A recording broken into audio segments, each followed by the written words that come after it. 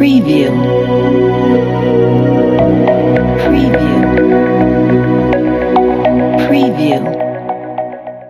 Ndeye Khady Diouf, Madame Fall, première adjointe au maire de Diofior. D'abord, je dirais quelles sont nos impressions par rapport à cette journée. Nous rendons grâce à Dieu de nous avoir donné longue vie et de pouvoir organiser cette journée dans la commune de Diofior en collaboration avec le district sanitaire de Diofior, le personnel de santé.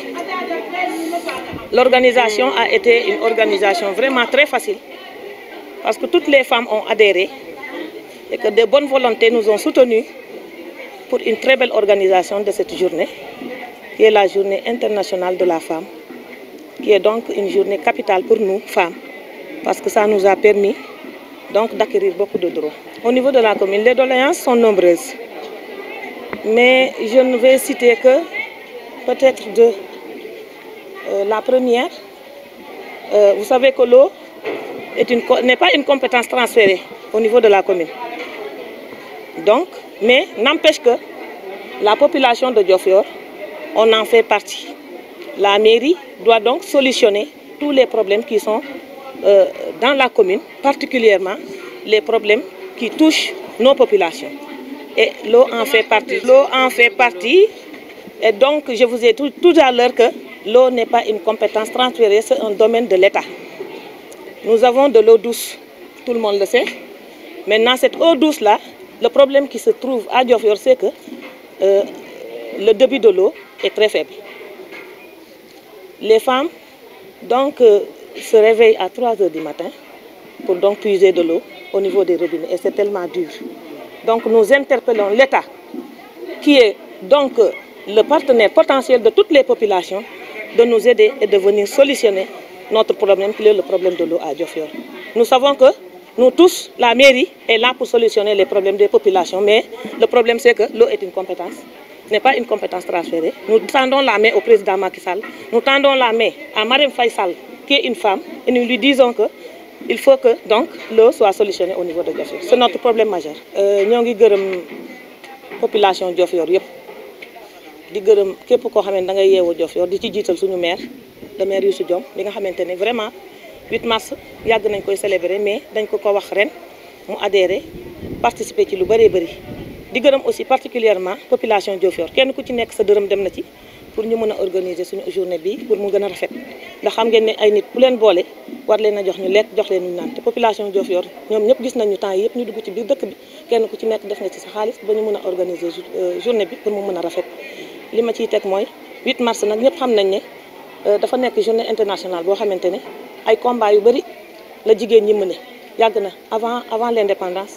Booy xool ci avant la seconde guerre mondiale jigéen ñëpp ñu ngi mëne woon ay lutte di lutte ndax jigéen dañ ko doon noot. Jigéen amul droit à la parole, jigéen amul droit à voter, jigéen amul droit ubbi compte bancaire, jigéen daal li ñu ko doon tere bëri na. Ba tax jigéen ñi aussi daal di ne kat dañuy fipp ndax ay nit lañu kon bu ñu nee nit rek war nañoo mën a fexe ñun aussi ñu am suñu droit. Lutte yu bëri yooyu nag moo waral convention Nations Unies en 1945 mu décrété defal ñu 8 mars journée internationale de la femme mu nekk journée pour les droits des femmes. Te defe naa am na yuñ ci am nag ndax boo xoolee Sénégal évolution am na fi jigéen ñaa ngi liggéey, jigéen ñaa ngi voté, parité baa ngi fi. J'espère que donc 8 mars bi daal soloom loolu la ndax booy wax ci bés da ngay wax ci objet bés ba ak li ko waral. Parce que loolu la ñuy wax si ñi à côté tout à l'heure ci salle bi dañuy def benn conférence te dinañ ci waxtaan ci aussi yërgu yaram, waxtaan aussi ci lan moo waral 8 mars bi ndax nit aussi boo ko woowee ci dara war nga koo mun a wax li ma la woo lii la. te évolution la dañuy lutter te pareeguñu ndax am na lu bari loo xamante ne acquérir guñ ko te ay lutte rek moo koy indi. Du ay lutte nag ay xeex, du ay saaga, du ay dóor, du dara, mais dañuy ànd ak suñuy góor rek di waxtaan ak ñoom ba nga xamante ne nañ defal ay loi ba nga xamante ne jigéen na nekk ci jàmmam daal. Autonomie des femmes daal moom la ñuy voilà foofu aussi c'est très important ndax bu ñu nekkee fii tey journée de la femme di wax te jigéen ñi aussi vraiment am nañ problème ndox ndax ndox am na mais dafa ni muy ñëwee la.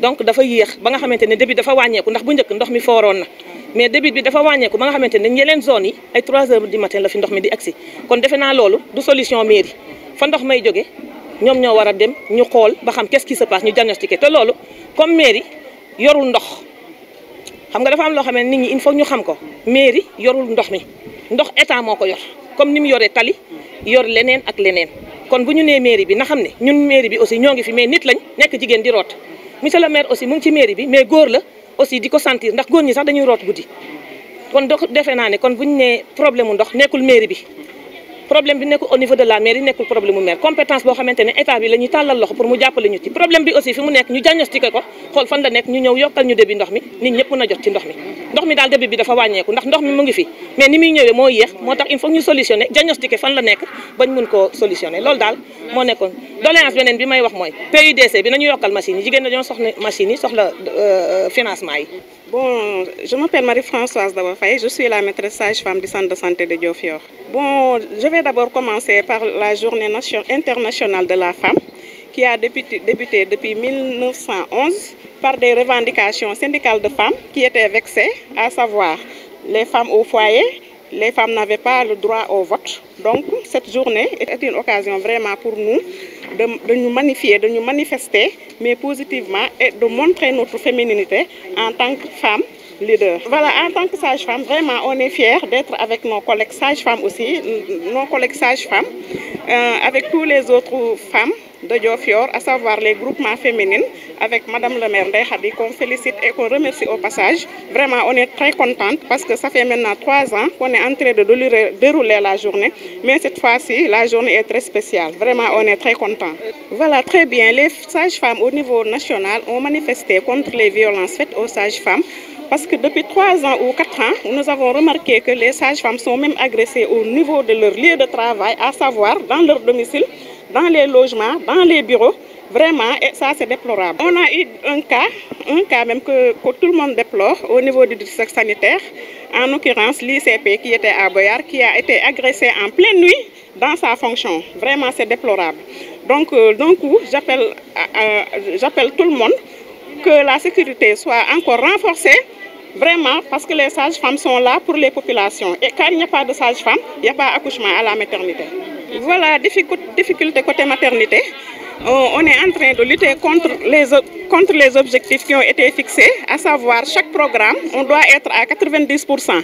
Maintenant, la principale difficulté est que vraiment avec les populations, parfois c'est difficile pour atteindre ces objectifs. Du fait de parfois il y a l'ignorance, mais on est en train de corriger cela par les causeries avec nos acteurs communautaires et nos badjanogos. Donc ça aussi, c'est un facteur qui bloque nos objectifs. Maintenant aussi, on a un sérieux problème parce que Diofior coiffe 18 postes de santé. Donc, c'est une grande zone sanitaire. Donc, vraiment, on doit disposer d'un bloc sanitaire, d'un bloc opératoire pour la prise en charge des urgences obstétrico et gynécologiques pour l'intérêt de toutes les femmes du district sanitaire de Diofior.